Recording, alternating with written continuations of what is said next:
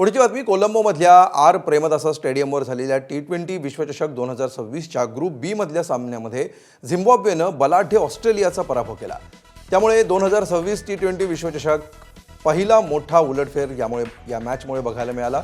झिम्बाब्वेनं पहिल्यांदा बॅटिंग करताना 20 षटकांमध्ये 2 गडी गमावले आणि 169 धावा केला। लक्ष्याचा पाठलाग करताना 146 धावांवर ऑस्ट्रेलियाचा डाव आटोपला।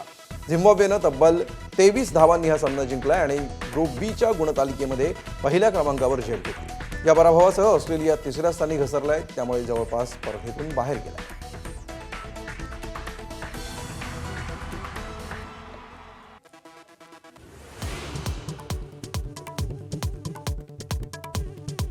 दोन्ही राष्ट्रवादींच्या विलीनीकरणानंतर अजितदादांकडेच नेतृत्व देणार होतो, शरद पवारांच्या राष्ट्रवादीचे प्रदेशाध्यक्ष शशिकांत शिंदे यांचा दावा। तर थोड्याच वेळात शशिकांत शिंदेंचा लेख वाचून सुनील तटकरे भूमिका स्पष्ट करणार।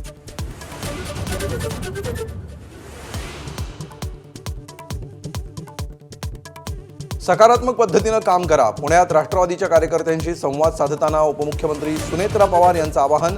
तर जुन्नरमध्ये दोन्ही राष्ट्रवादी एकत्र येण्याच्या अतुल बेनकेंच्या भूमिकेला सकारात्मक प्रतिसाद।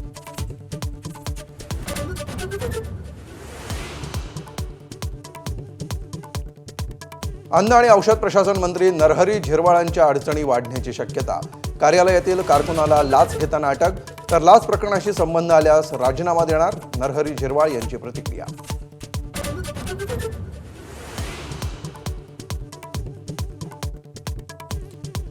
1 कोटींचा आरोप करणारे पैसे मोजायला बसले होते का? चंद्रपुरातील ठाकरेंच्या नगरसेवकांवर आरोप करणाऱ्या संदीप देशपांडेंना संजय राऊतांचं प्रत्युत्तर, तर सुपर प्रवक्त्यांना उद्धव ठाकरेंची भीती, देशपांडेंचा पलटवार।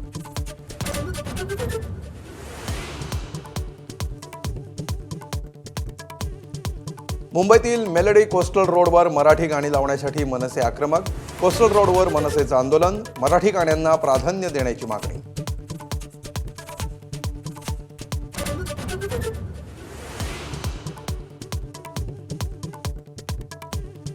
एबीपी माझाच्या बातमीनंतर संभाजीनगरमधील टोईंग प्रकरणाची चौकशी होणार, 5,000 रुपये दंड लागू करण्याच्या टेंडर प्रकरणाची चौकशी करू, महापौर समीर राजूरकर यांची माहिती।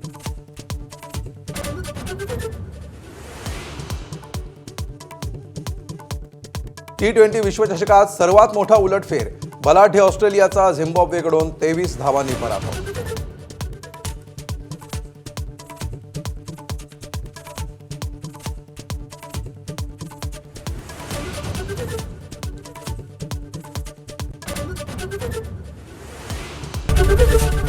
एबीपी माझा, उघडा डोळे बघा नीट।